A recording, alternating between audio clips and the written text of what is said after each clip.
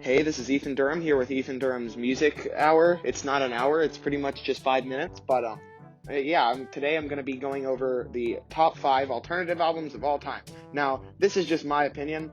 I really don't care what you think. I don't care if you think I'm wrong. Here's my top 5 alternative albums of all time. I'm aware that it's kind of a loose definition for the genre, but like you'll know it's alternative. You'll know these bands are alternative if you know anything about the genre. So, for 5, Throwing Copper by Live. Now, I think this album, top to bottom, is a solid album. It's not just solid, it's really good. I don't have a ton to say about it.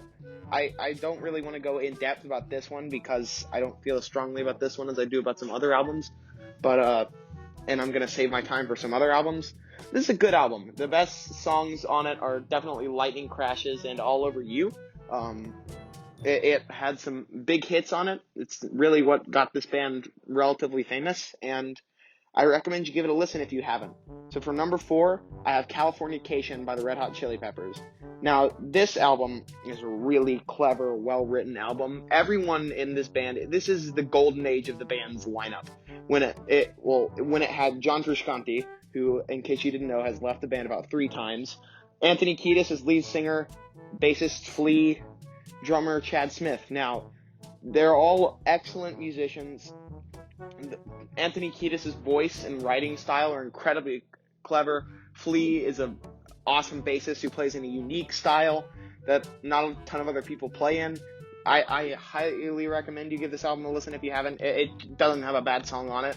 It's got Scar Tissue, Californication, Other Side, all great songs. It's really clever written, especially the song Californication. Just Anthony Kiedis is an incredible lyricist. John Frusciante is one of the best guitarists probably ever. Just give it a listen. It is worth your time. Number 3, I have Nevermind by Nirvana. Now, everyone knows this album. You know, the baby with the pretty relatively inappropriate cover. It's a really good album. Just top to bottom, it's really, really good. It doesn't have a bad song on it. It's a perfect example of how talented of a musician Kurt Cobain was. It had hit after hit after hit on it.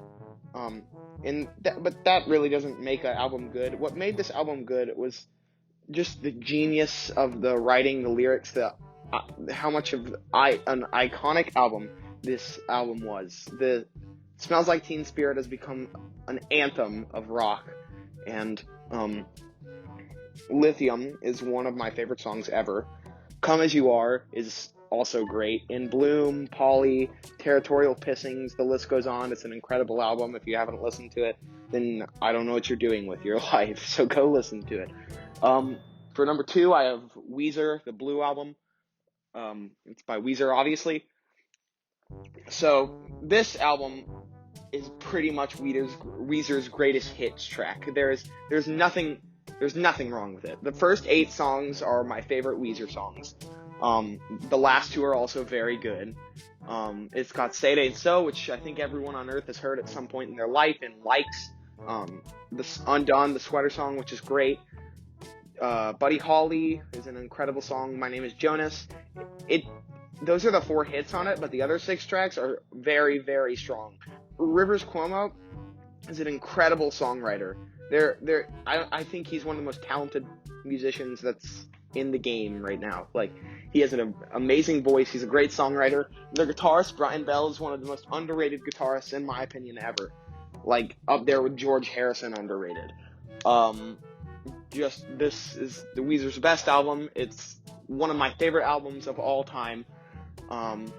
If you have not listened to this album, I've said this for all of them, but give it a listen. Before I get to number 1, I just want to go over some honorable mentions. So, honorable mention number 1, Sublime by Sublime. It's a great album. It's What I Got, Doing Time, Santeria.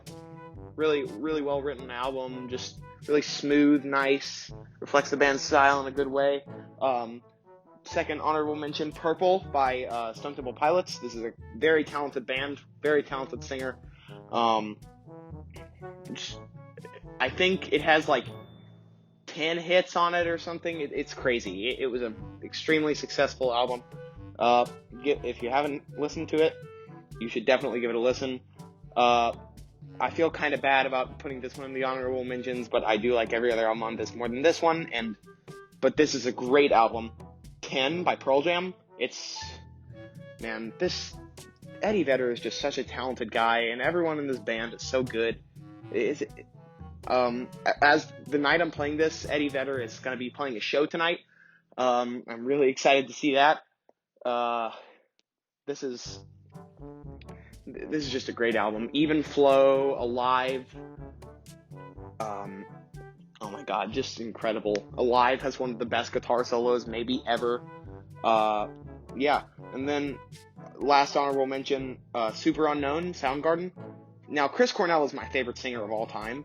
I think he has one of the most beautiful voices. May he rest in peace. This entire band is very talented, but I really think Chris Cornell is one of the most talented people to ever grace this earth with his existence. Now, you don't have to listen to every song on this album because it's a very big album, but Fell on Black Days, Spoon Man isn't on this one. Never mind.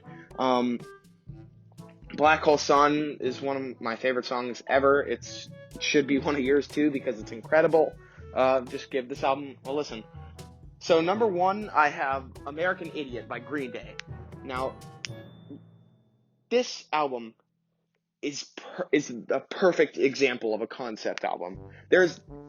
This album just has so many good songs. I can't think of a bad song that's on this album. American Idiot, Jesus of Suburbia, which is my personal favorite song of all time. It's a 8-minute song. It's kind of like a Rush song in which it has like 5 phases to it. It's very, very, very well written, and just that's the main thing that really lights this album up for me. There's a ton of songs on there that aren't hits that no one knows about, but they're really good, like Give Me Novocaine, She's a Rebel, Homecoming, Letter Bomb, What's Her Name, and then there's the hits like American Idiot, Boulevard of Broken Dreams, Holiday, Wake Me Up When September Ends. Just such a good album. It's Billy Joe Armstrong is a really good singer and a really good songwriter, and he just did a great job at doing this album. And Trey Cool is my favorite drummer ever, and just his work on this album. I don't think the drum stuff is as impressive as Dookie, which is their 1994 album that really propelled them to stardom, but he still does phenomenally on this album, and Mike Dirnt is just a great bassist. So, yeah, that's all I have to say. Give all these albums a listen.